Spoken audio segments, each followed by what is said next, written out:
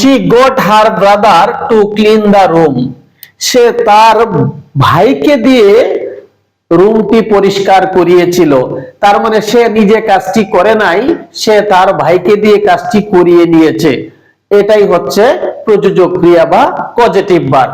কিন্তু আমরা মেকের ক্ষেত্রে পড়ে আসছি পজিটিভ ভার্ব মেকের পরে ভার্বের বেস ফর্ম বসে, সামথিং থাকলেও অবজেক্ট, অবজেক্ট যদি সামবডি থাকে বেস ফর্ম বসে। কিন্তু এখানে বেস ফর্ম না বসে এখানে ফুল ইনফিনিটিভ বসে, মানে টুটা উজ্জ্ব থাকে না, টুটা এখানে দেওয়া থাকে।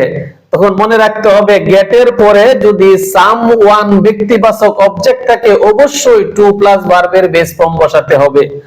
আবার গেটের পরে যদি সাম ওয়ান না থেকে সামথিং মানে কোন বস্তু যদি অবজেক্ট হিসাবে বসে অবশ্যই ভার্বের পাস্ট পার্টিসিপল হবে। যেমন I got my car repaired, repair এর পাস্ট পার্টিসিপল রিপেয়ার্ড।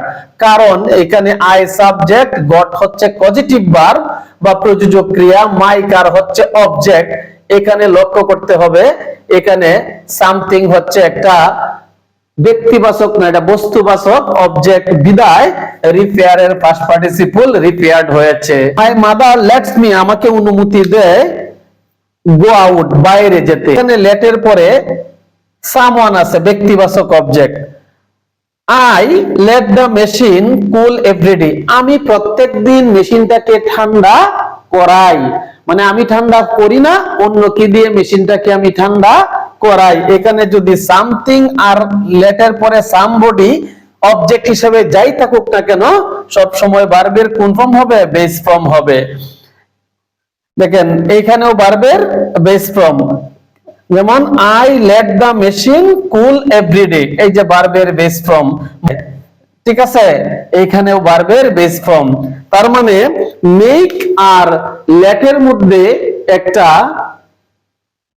মিল রয়েছে। যেমন মেকের পরে পজিটিভ ভার্ব হিসেবে যদি মেক বসে এরপরে সামথিং আর সামবডি যাই থাকুক না কেন ভার্বের বেস ফর্ম, লেটের পরে সামথিং সামবডি যাই থাকুক না কেন ভার্বের বেস ফর্ম। এরপরে দেখেন পজিটিভ ভার্ব হিসেবে হেল্প এর ব্যবহার। হেল্প এর পরে সামথিং সাধারণত থাকে না, সামনই থাকে। মনে রাখতে হবে যে হেল্প এর পরে এই যে হি ইজ হেল্পিং মি, সে আমাকে সাহায্য করতেছে টু রাইট অ্যান অ্যাপ্লিকেশন, একটা অ্যাপ্লিকেশন লিখতে।